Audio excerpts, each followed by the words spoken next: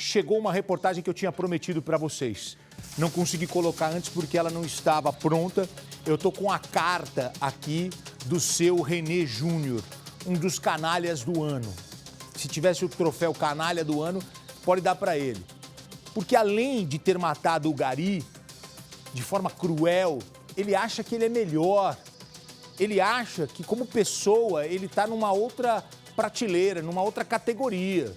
Tira logo o carro, aê! Falou para a mulher que estava dirigindo o caminhão. Você é lixeira. Pega a arma e aponta. A motorista do caminhão achou que ia tomar um tiro. Não foi isso? Foi isso mesmo. E aí depois ele dá um disparo, acerta o Gari, que foi morto, pai de família. O cara trabalha coletando lixo. O cara trabalha recolhendo o nosso lixo. Sabe? E tem muita gente que passa por essas pessoas se achando superiores mesmo. E aí, quando ele vai preso, depois de levar o cachorro para passear e ir para a academia treinar, quando ele vai preso, ele mente. Ele mente, ele diz que não era ele, que o carro não era dele. Ele coloca uma sequência de mentiras que foram percebidas aqui rapidamente pelo Roberto Guastelli. Agora que ele está preso, depois de ter feito ameaças, ele falou, vocês não sabem com quem vocês estão falando, vocês não sabem quem eu conheço. Descobriram até que o currículo dele era uma mentira. Tem faculdade que ele colocou lá que ele não fez. Ele escreveu uma carta. E nessa carta, ele diz que o que aconteceu ali, que o Gari foi morto, foi um acidente. Acidente é você passar com o seu carro, o Gari sair de trás do caminhão e sem querer você atropelar e matar o Gari, e aí foi um acidente. Você descer com uma arma que nem é sua, é da sua esposa, você desce com uma arma, ameaça pessoas, tem chance de pensar o que você está fazendo e você atira e mata, isso não é acidente. Ele classifica o que aconteceu, ele escreve assim na carta, ó, foi um acidente, o que aconteceu foi um acidente. E depois, eu tenho certeza que resolveremos esse mal-entendido. Poxa, tem um mal-entendido. A pessoa morreu e você matou. A pessoa merecia morrer, ela tinha que morrer, porque você é maravilhoso. Estou ironizando, tá? Antes que tirem de contexto o que eu estou falando. Foi um mal-entendido. Ele só cumpriu o que tinha que cumprir, era a ordem natural da vida ele matar um Gari, porque ele é superior. Eu estou com nojo do que esse cara escreveu.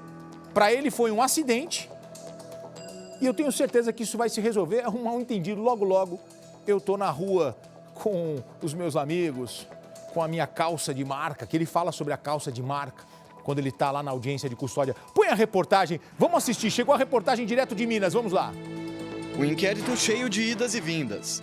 2 dias após este advogado de Belo Horizonte assumir a defesa do assassino confesso do Gari Laudemir de Souza Fernandes, ele foi surpreendido com uma medida assinada pelo próprio investigado. Cheguei aqui como advogado, fui abrir para ver meus processos e, infelizmente, eu vi até uma carta revogando meus direitos. O documento assinado por René da Silva Nogueira Júnior foi juntado ao inquérito às 7h18 da noite de sábado. O texto revoga a procuração dada ao criminalista mineiro para se manifestar em nome do investigado, tanto no processo quanto em entrevistas. 2 minutos depois, uma carta também assinada por René coloca o advogado Bruno Silva Rodrigues como seu representante legal. Segundo o defensor mineiro, Bruno é do Rio de Janeiro e seria parente do assassino confesso.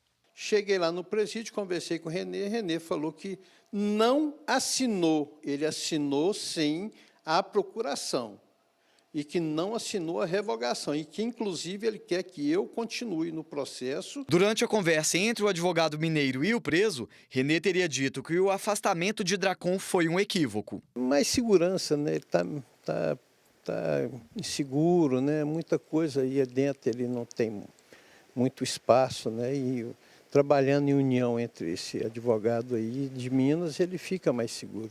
Um é do Rio, que é a terra dele, da família dele, e o outro é daqui, para poder ficar mais próximo dele. Dracon, então, pediu que René escrevesse uma carta a próprio punho, manifestando o interesse de mantê-lo no caso. No texto, o investigado teria pedido que os 2 advogados trabalhem juntos e teria afirmado que se sente representado tanto por Dracon quanto por Bruno. Oficialmente, o nome do advogado mineiro ainda continua no inquérito como representante de Renê, assim como o defensor carioca. Mas ainda não há uma definição sobre como a defesa vai trabalhar a partir de agora, se os dois vão trabalhar juntos ou não. O advogado carioca deve chegar a Minas Gerais nesta quarta-feira. Ele vai se encontrar com Renê no presídio e só depois o criminalista mineiro vai definir se continua ou não no caso. Assim que eles resolverem lá, ele, o advogado que me tirou, me colocar no caso, eu entro. Se não me colocar, eu desejo toda a sorte do mundo para eles. Agora, uma coisa é Rio de Janeiro, não é Belo Horizonte. Renê está preso preventivamente no presídio de Caeté, na região metropolitana de Belo Horizonte. Por enquanto, ele está em uma cela simples, sem acesso à televisão. Mas, segundo o advogado, tem acompanhado a repercussão do caso pela TV de outras celas. O defensor denuncia que o cliente enfrenta dificuldades para ter acesso a medicamentos usados para dormir. Os medicamentos, como é presídio, eles não têm só o Renê lá, eles têm outros presos, né? Outros rapazes que estão lá custodiados pelo Estado. E o remédio é assim, ele não está seguindo muito medicamento certinho, tá? Que falta o horário, às vezes esquece, às vezes não, pela circunstância do presídio. Dracon entrou no caso um dia após a confissão do investigado. E na avaliação dele, a decisão do cliente foi acertada.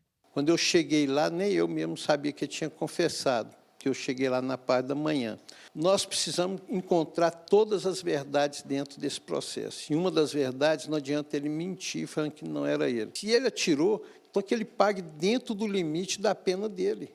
Ele não pode ser condenado a 30, 40 anos se a lei manda 17 anos, 15 anos. Uma das estratégias do criminalista mineiro é derrubar a versão apresentada por testemunhas que afirmaram que Renê ameaçou a motorista do caminhão de lixo por estar bloqueando a passagem dele pela rua. O Renê vive no Rio. No Rio, se você errar um caminho desse, é como ele falou, é tiro de fuzil. Então, quando ele entrou, que ele viu que ele poderia passar por esse caminho, ele só quis se prevenir. Ele não ia usar arma, porque foi uma discussão de trânsito entre ele e o caminhão. Versão bem diferente da apresentada pelas testemunhas. Saindo do carro ali, na que ele passou do caminhão sacando a arma, ele já virou ali com a arma ali, e naquela hora eu só vi o gesto dele, o tamanho que o homem era, que parecia um monstro, o bicho era gigante mesmo, e com a arma em punho, eu só vi naquele abaixou, fez um gesto ali, e naquele momento que ele abaixou, eu só falei, você vai tirar a gente trabalhando? Né, você vai matar trabalhador, isso é sério? Ele teve tempo para desistir do ato, porque no momento que ele desceu do carro com a arma em punho, ele tentou engatilhar a arma. Na hora que ele tentou, caiu o carregador da arma. Ele teve tempo de agachar, pegar o carregador, colocar, empunhar novamente, dar um golpe na arma. E nessa posição aqui, ele apontou para a gente, entendeu? Olha aqui que riqueza de detalhes. Eles falam muito bem ali, os garis, né? Os trabalhadores, que coletam o nosso lixo. Só que tem gente que acha que é melhor, porque tem mais condições financeiras, porque tem mais dinheiro. E ele está reclamando. Para mim, o mais importante dessa carta não é sobre o advogado, não estou nem aí quem vai defender ele. Ele tem todo o direito de a ampla defesa. Mas o que me chama a atenção é ele classificar. Ele teve tempo de ameaçar, meio atrapalhadão, ele é meio dindiolão, ele deixou cair o pente, pegou o pente, recarregou e atirou. O cara desceu armado do carro porque estava com pressa para passar. Classificou nessa carta como um acidente. Foi um acidente o que aconteceu, diz ele. E depois ele classifica como mal entendido. Foi mal entendido? Não, não foi mal entendido, nem foi acidente, foi uma execução. Porque ele teve tempo, ele poderia ter se arrependido quando caiu o pente, ido para o carro e ido embora, né? E deixado a vida do gari, seguia cada um sua vida. Não, ele preferiu executar. Então, homicídio doloso, né, com as qualificadoras que o Ministério Público entender necessárias aí, de 12 a 30 anos.